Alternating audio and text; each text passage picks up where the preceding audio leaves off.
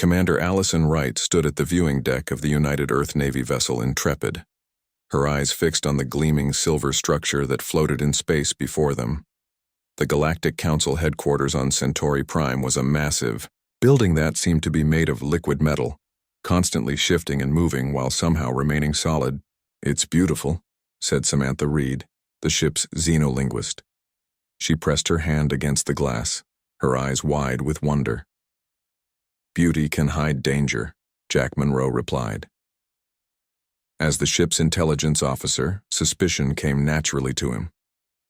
"I've studied every publicly available record of the Council. 7 ancient species making decisions for the entire galaxy. Doesn't that seem strange to you?" Allison turned to her officers. "That's why we're here.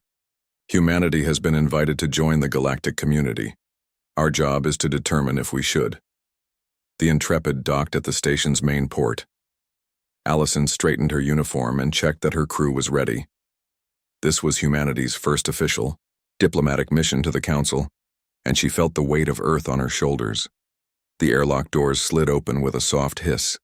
Standing on the other side was a tall, blue-skinned alien with glowing eyes and 4 arms. Each arm ended in a 7-fingered hand. "Welcome, humans of Earth," the alien said in perfect English. "I am Zorkel, Council representative of the Arcturian Collective. We have awaited this meeting for many of your Earth years." Allison stepped forward. "Commander Allison Wright of the United Earth Navy.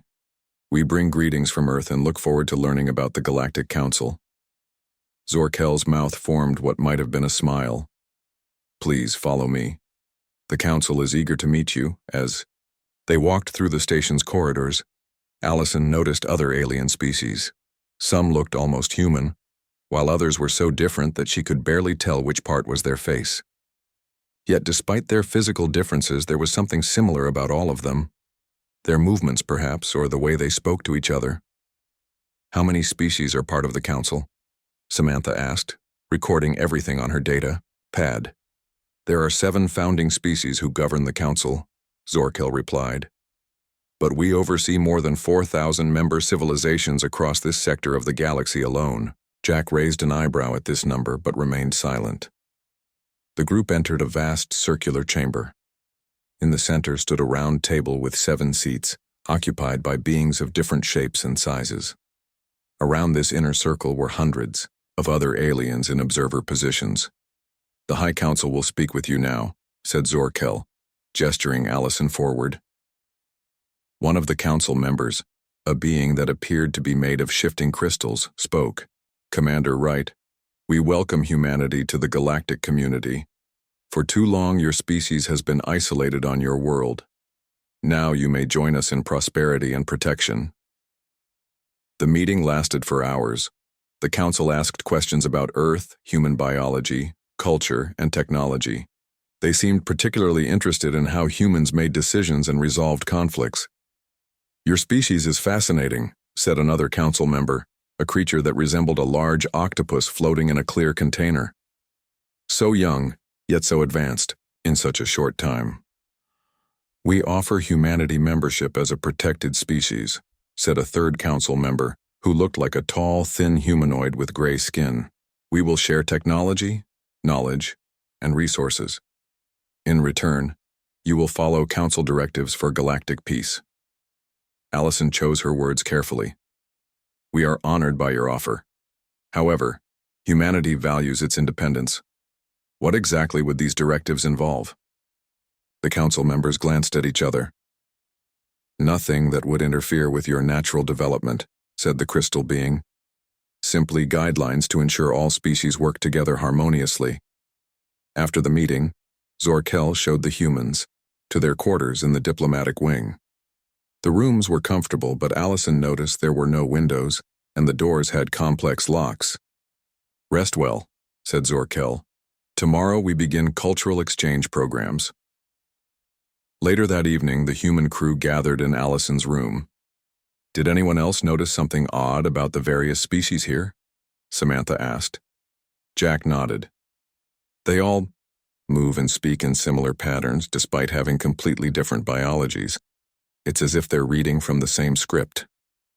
Samantha opened her datapad, I recorded conversations between different species. Look at this analysis. She showed them a chart. The linguistic patterns are almost identical, regardless of which species is speaking. That shouldn't be possible with truly independent evolutionary paths. Allison frowned. Let's not jump to conclusions, but stay alert. That night, Allison couldn't sleep. The artificial gravity felt slightly off, and the air had a strange smell. She got up and walked to the door of her quarters. To her surprise, it wasn't locked. Stepping into the corridor, she noticed a small maintenance drone moving along the floor. On impulse, she decided to follow it. The drone led her down several corridors, eventually passing through a door marked with symbols she couldn't read. Allison hesitated, then slipped through the door before it closed. She found herself in a dimly lit corridor that sloped downward. Following it, she emerged onto a walkway overlooking a vast chamber. Below her were rows of alien beings sitting in meditation-like positions. Each wore a thin silver crown that glowed, with pulsing light. Their eyes were open but empty, staring at nothing. As Allison watched, a council member entered the chamber below. The crystal being moved among the seated aliens, touching each crown briefly. When touched, the aliens would speak in unison, saying the same phrases in the same tone. Neural compliance metrics at acceptable levels, the aliens said together. Ready for next phase of integration? Allison's heart raced. She backed away slowly but bumped into something behind her. Turning, she found herself face to face with two tall security guards with 4 arms each. Commander Wright, one said. This area is restricted to official council members. I was just exploring, Allison said, trying to keep her voice steady. I couldn't sleep. You have wandered into a sacred meditation sanctuary, said the guard. Please return to your quarters. It is not safe for humans to be near these meditation energies. The guards escorted her back to her room. Their grip was firm but not rough. They were polite, but Allison saw something in their eyes that frightened her. Or perhaps it was what she didn't see, any sign of individual thought or free will. Back, in her room, Allison contacted Jack and Samantha using their secure channel. I think we may have a problem, she whispered. The council isn't what it appears to be. I need you both to gather as much information as you can tomorrow. Be careful what you eat or drink, and don't agree to any procedures they call meditation or cultural exchange. As she spoke, Allison noticed a small device in the corner of the ceiling, something that looked like an air filter but was pointed directly at her bed. And most importantly, she added, don't trust anything. Back on Earth, Alan Torres sat in the dimly lit room of the Unified Earth Intelligence Division. His eyes were fixed on his computer screen, the blue light reflecting off his glasses. For 3 days straight, he had been analyzing the data packets sent from the Intrepid. Commander Wright had managed to include coded messages in the regular transmissions back to Earth, warning them to check for hidden patterns. Found anything yet? Nicole Winters asked, as she placed a cup of coffee next to him. The neuroscientist had been called in when Allison's message mentioned possible mind control technology. Maybe, Alan said, taking a sip of coffee. Look at these patterns in the cultural exchange files the council sent us. He pointed to a string of code that repeated throughout the data. This isn't normal encryption. It's hiding something else. Nicole leaned closer. Can you crack it? Already working on it. Alan's fingers flew over the keyboard. There's a pattern here that doesn't match any known encryption method. It's almost like it's designed to be read by both computers and organic brains at the same time. After hours of work, Alan's program finally broke through the encryption, his screen filled with strange symbols and diagrams. What is this? Nicole asked, her eyes wide. It's called the Compliance Protocol, Alan said, reading the translated text. It's a system designed to control other species without them knowing. He scrolled through the files. Look at this. Specific sound frequencies, language patterns, and visual cues all working together to influence brain activity. It's incredibly sophisticated. Nicole studied the neurological diagrams. This is terrifying. According to this, they introduce these elements slowly over time. Special technology gifts emit specific frequencies. Official communications contain embedded language patterns. Even their art and architecture are designed to make minds more receptive to suggestion. And no one would ever know, Alan whispered. They'd think they were making their own choices. We need to warn the Intrepid, Nicole said. They're in danger. Already on it, Alan replied. But we need to be careful. If the Council detects our message, they might move against our people.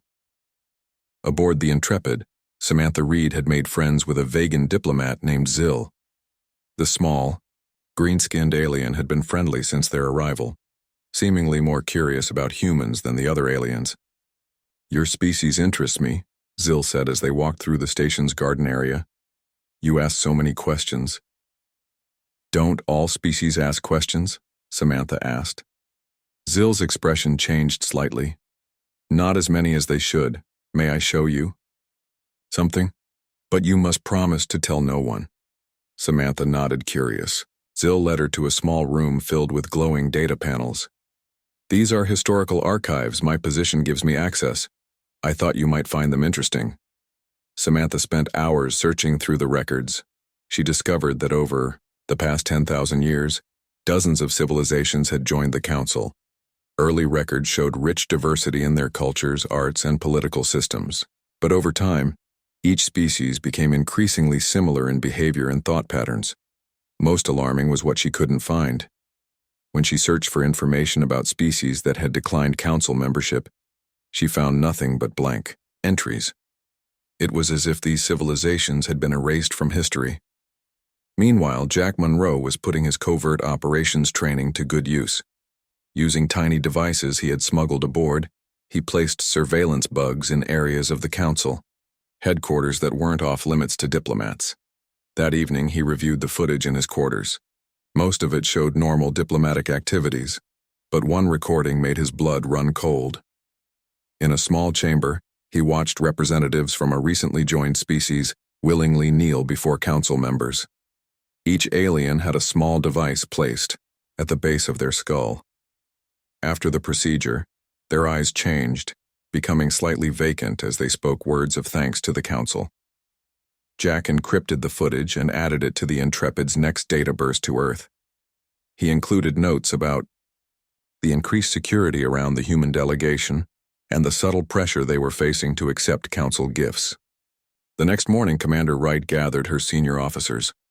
The Council has invited us to receive their first diplomatic gift, advanced communication technology. They're becoming insistent that we accept it immediately. We should delay, Jack suggested. Find excuses, technical reasons why we need to study it first. I agree, Samantha said. From what I've seen in the archives, accepting gifts is always the first step in their process. When Allison informed Zorkel that they needed time to prepare their systems for the new technology, the friendly atmosphere changed. The Arcturians' glowing eyes dimmed slightly. Commander Wright, I must emphasize the importance of this gift. Your species occupies a position in space with many dangers unknown to you. Council protection requires compatible communication systems. We appreciate your concern, Allison replied carefully, but humanity has protocols for adopting new technology. We must follow them. That night, 3 crew members who had attended a cultural exchange session returned acting strangely. They spoke in monotone voices about the wisdom of the Council and the need to accept their guidance. Samantha examined them in the ship's medical bay. There's something in their bloodstream, she reported to Allison. Microscopic devices moving toward their brains. Can you remove them? Allison asked. I'm trying, but they're designed to cross the blood-brain barrier. They must have been administered during that meditation session. Aboard the Intrepid, tension grew. More crew members began showing signs of altered behavior. Those who remained unaffected stayed close together, watching for any sign of trouble. On Earth, Alan and Nicole presented their findings to Admiral Peter Clark. The stern-faced naval officer listened carefully to their explanation of the compliance protocol. So this council uses a combination of technology and psychology to control other species, he summarized. And our people are right in the middle of it. Yes, sir, Alan confirmed. But we've discovered something else. According to our analysis, human brains process these signals differently. Nicole stepped forward. Most species fall under subtle control over time. But humans have a unique brain structure due to our evolutionary history. When exposed to the compliance signals, we actually experience heightened awareness and resistance after initial exposure. In other words, Admiral Clark said slowly, we're naturally resistant to their mind control. Exactly, Nicole replied. Where other species become more compliant, we become more suspicious and resistant. It's likely a side effect of our particularly social yet individualistic nature. Then we need to use that to our advantage, Admiral Clark said, standing up. I'm assembling a task force immediately. We need to protect Earth and rescue our people. As he spoke, an urgent message arrived from the Intrepid. Jack's surveillance had been discovered. The Council had dropped its friendly facade and placed the human ship under quarantine, claiming a dangerous cognitive contagion had infected the crew. They're not letting anyone leave or communicate, Alan said, reading the message. The Council is afraid of us. They've realized we can resist their control. Admiral Clark's expression hardened. Then it's time they learned what happens when humans are backed into a corner. Prepare Operation Firewall. We're going to bring our people home. On Earth, Admiral Peter Clark stood before a room of Earth's best minds. Major Lisa Bennett, a military strategist with short red hair and determined eyes, stood to his right. Next to her was Dr. Greg Howard, a neuroscientist known for his unconventional theories. Ryan Diaz, an expert in first contact situations, completed the group. Operation Firewall begins now, Admiral Clark said. Our people are trapped on the Intrepid, and we have reason to believe the Galactic Council intends to control not just them, but eventually all of humanity. The compliance protocol is unlike anything we've seen, Lisa said, bringing up diagrams on the large screen. It works on multiple levels, technological, psychological, and even cultural. Over time, it reshapes how a species thinks without them realizing it. Greg stepped forward. But we have an advantage. Human brains are different. Where other species fall under control, we become more resistant after initial exposure. It's like an immune response. We need to use this, Ryan added. If we can develop countermeasures based on our natural resistance, we might be able to help the Intrepid crew and protect Earth. The team worked day and night. They studied the data Alan and Nicole had discovered, creating technologies to block the compliance signals. They developed special filters for all Earth communications and prepared a rescue mission. We'll need a small, fast ship, Lisa explained. One that can slip past the Council's defenses and reach the Intrepid. Admiral Clark nodded. The Raven is our newest stealth vessel. It's being prepared now. Aboard the Intrepid, things were growing worse. The Council had placed guards at all entrances to the ship. Zorkel no longer pretended to be friendly. Your crew has been exposed to dangerous ideas, the Arcturian said to Commander Wright. We must examine all humans to ensure the contagion hasn't spread. Allison stood firm. My crew isn't sick. You're just afraid because we've discovered your secret. Zorkel's glowing eyes narrowed. You understand nothing, human. The Council brings peace and unity to the galaxy. Without our guidance, species destroy themselves or each other. What you call control, we call harmony.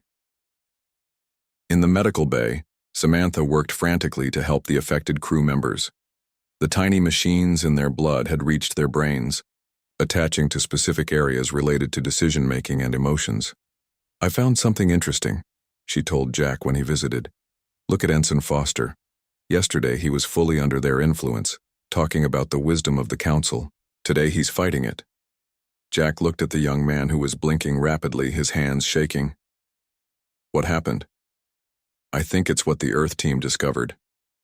Humans resist the control. The more the devices try to influence him, the more his brain fights back. Can we use that? Jack asked. Samantha nodded. I've been studying the frequencies these devices use. If we could create a counter-signal, we might be able to disrupt them long enough for people to regain control. In her quarters, Allison received a coded message from Earth hidden in a routine communication.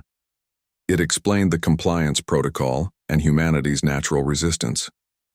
It also informed her that a rescue mission was underway. Allison called her remaining loyal officers together. We need to buy time. Earth is sending help, but we need to be ready. I've been working on a counter signal, Samantha said. If we can broadcast it through the ship, it might free our affected crew members temporarily. Good, Allison replied. Jack, we need more information. The Council archives must contain records of other resistant species. What happened to them? Jack looked grim. I'll find out, but it'll be dangerous. Security is tightened.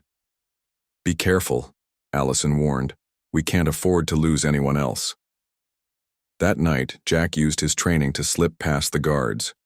Using access codes Samantha had obtained from her vegan friend Zill, he entered the restricted archives. What he found chilled him to the bone. Species that resisted the compliance protocol were labeled unbound. The Council considered them dangerous and unpredictable. Some were isolated on remote planets, cut off from all contact with other civilizations.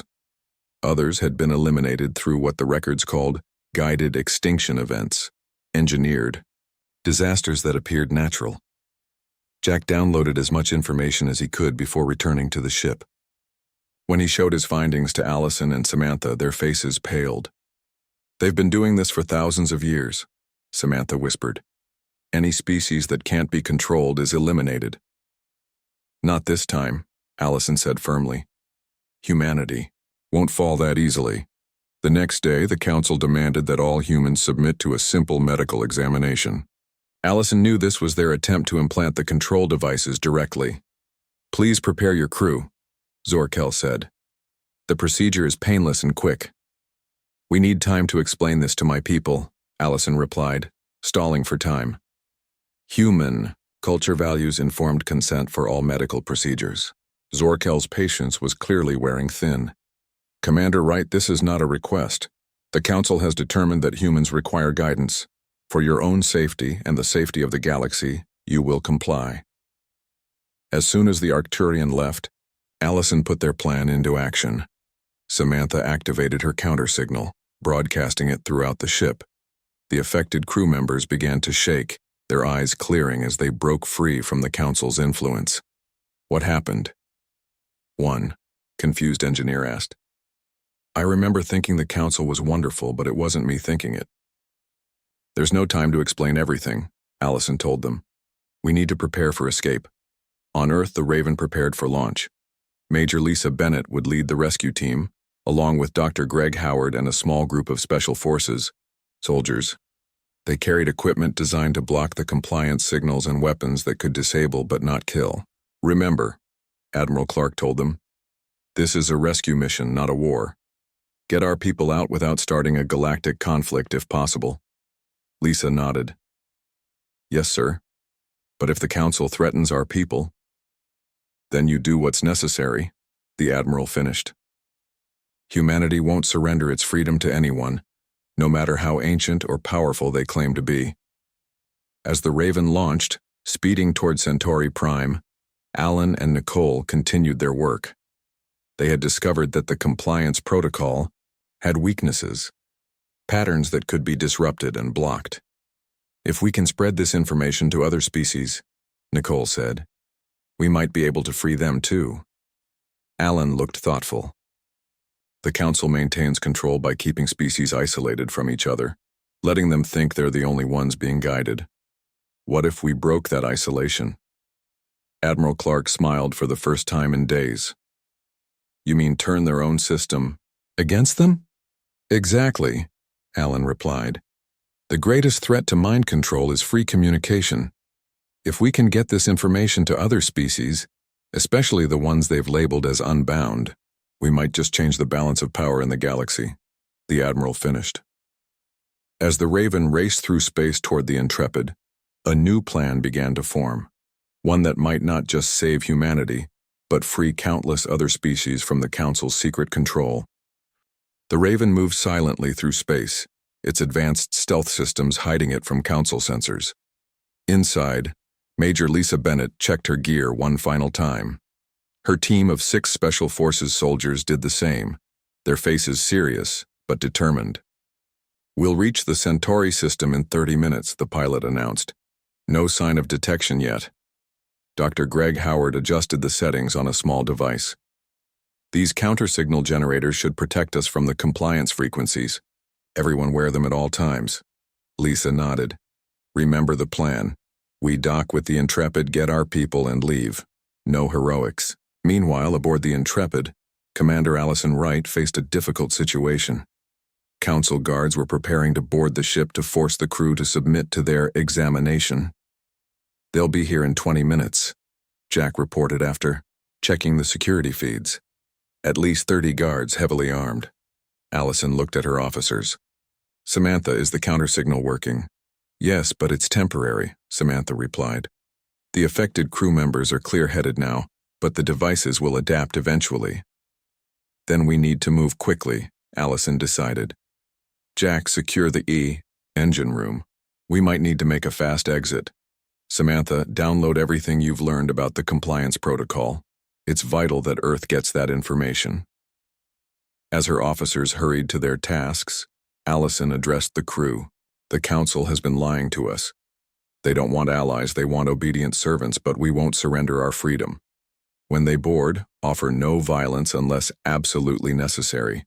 We just need to buy time.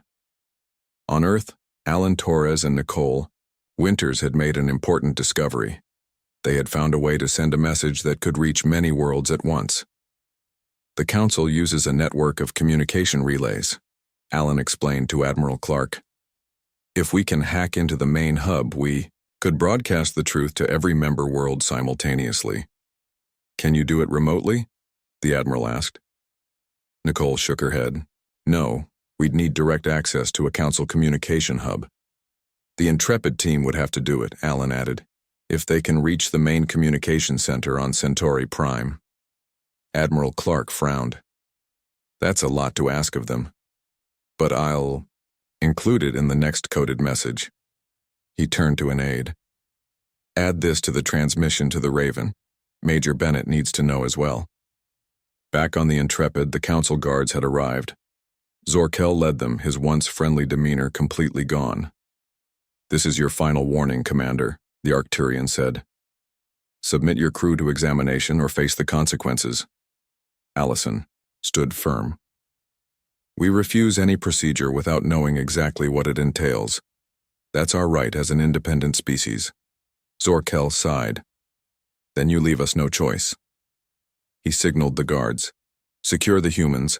Use minimal force if possible, but complete compliance is required. As the guards moved forward, the ship's communication system suddenly activated. A distress signal began broadcasting on all frequencies. What are you doing? Zorkel demanded. Allison smiled slightly. Standard Earth protocol. When a diplomatic mission is threatened, we send a distress call. Every human ship in the sector will hear it. It was a bluff, but it worked. Zorkel hesitated, suddenly concerned about witnesses. Stop that transmission. Immediately. While the Council forces were distracted, Jack had been working quietly. Using the confusion, he slipped away from the main group. His destination was the Council's secure archives again, but this time with a different purpose. The information about the Unbound had given him an idea. If there were other species resistant to the Council's control, perhaps they could be allies. But first, he needed to find them. Using the access codes from Zill, Jack entered the restricted database. He searched quickly, looking for the locations of the isolated species. To his surprise, one was relatively close, less than a light year from Centauri Prime. The Meridians had been contained on their home world for 3 centuries, after showing strong resistance to compliance. Jack downloaded the coordinates and any information about their communication systems. As he was about to leave, he noticed another file, heavily encrypted. It took precious minutes to break through, but what he found was worth the risk. It was the Council's contingency plan for species isolation, their protocol for containing or eliminating civilizations that couldn't be controlled. Earth was now on that list. On the Raven, Lisa received the updated orders from Earth. Change of plans, she told her team. We're not just extracting our people. We need to help them Reach the main communication hub on Centauri Prime. Why? One of the soldiers asked. To send a message that could free the entire galaxy, Lisa replied. Earth has found a way to break the Council's control over other species, but we need access to their broadcast system. The Raven emerged from stealth as it approached the Intrepid. Council ships immediately moved to intercept, but the human vessel was faster and more maneuverable than they expected. It dodged their attempts to block it and successfully docked with the Intrepid. Lisa and her team rushed aboard, quickly finding Commander Wright in the middle of a standoff with Council guards. Major Bennett, right on time, Allison said with relief. The situation is a bit tense at the moment, Lisa assessed the scene. So I see. We have new orders, Commander. We're not just escaping. We need to reach the Council's main communication hub. Zor-Kel, who had been arguing with other guards, turned sharply. That is impossible. The communication hub is the most secure facility on Centauri Prime. Even if you could reach it, you would never gain access. At that moment, Jack returned, slightly out of breath. Actually, we might. He held up a data crystal. I've found access codes for the emergency broadcast system. And something else, Earth is in danger. The Council has classified us for species isolation. They're planning to contain or eliminate humanity. Allison's face hardened. Then we have no choice. We need to warn Earth and get access to that broadcast system. She turned to Lisa. Did your team bring the counter-signal technology? Lisa nodded, distributing the small devices to the Intrepid's crew. These will protect you from the compliance frequencies. We also brought weapons that can disable Council technology. Good, Allison said, because we're about to do something very dangerous. She looked at the surprised face of Zor-Kel and the Council guards. We're going to tell the truth to the entire galaxy. With the additional forces from the Raven, the humans quickly secured their ship, confining the Council guards. Using Samantha's counter-signal and the technology from Earth, they freed the remaining affected crew members. What's the plan? Jack asked as they gathered in the command center. Allison pointed to a large structure visible from the viewport. That's the communication hub. We need to get inside and use the emergency broadcast system. We'll send everything. We've learned about the compliance protocol to every world in the galaxy. It's heavily guarded, Lisa warned. This won't be easy. Nothing worth doing ever is, Allison replied. But if we succeed, we might free thousands of species from mind control. That's worth any risk. As they prepared for their most dangerous mission yet, the humans knew they were fighting not just for themselves, but for the freedom of countless beings across the galaxy who didn't even know they were enslaved. 6 months had passed since the humans broadcast the truth across the galaxy. Commander Allison Wright, now Admiral Wright, stood on the observation deck of Earth's new flagship, the Freedom. She watched as ships from 20 different alien species moved into formation around Earth.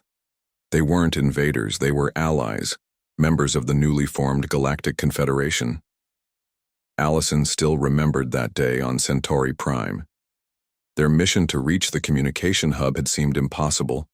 Council forces had surrounded them, cutting off every escape route. But humanity's determination had proven stronger than the Council's control. Ready to address the gathering, Admiral? Jack Monroe asked, coming to stand beside her. He now served as Earth's Chief of Galactic Intelligence, coordinating with other species to prevent any new attempt at galaxy-wide control. As ready as I'll ever be, Allison replied with a small smile. Sometimes I can't believe we actually succeeded. Their final push to the communication hub had been desperate. Lisa Bennett and her soldiers had created a diversion, drawing away most of the Council security forces. Meanwhile, Allison, Jack, and Samantha had slipped through service tunnels with the help of their new ally, Zill. The Vegan had risked everything to guide them, believing that freedom was worth any price. They had reached the broadcast center with minutes to spare, just as Council ships began moving toward Earth, preparing to implement their species isolation protocol. Samantha had worked frantically, using the access codes Jack had stolen to override the security systems. And then they had sent the message. Everything they had learned about the compliance protocol the neural controls, and the Council's true purpose. The broadcast had reached thousands of worlds simultaneously. At first, nothing had happened. Then one by one, reports came in of uprisings, confused Council representatives and species waking as if from a long dream. Some denied everything, too deeply controlled to accept the truth. Others immediately rebelled, overthrowing their Council-appointed leaders. Now, half a year later, the galaxy was transformed. The Council had shattered, with some representatives admitting their civilization's role in the compliance system and seeking forgiveness, while others retreated to fortified worlds, still insisting their control had been necessary for galactic peace. "Admiral, it's time," Samantha Reed said, joining them. As Earth's new ambassador to the Galactic Confederation, she had helped forge alliances with formerly controlled species and the Unbound, who had resisted the Council for centuries. Allison nodded and followed her friends to the conference room.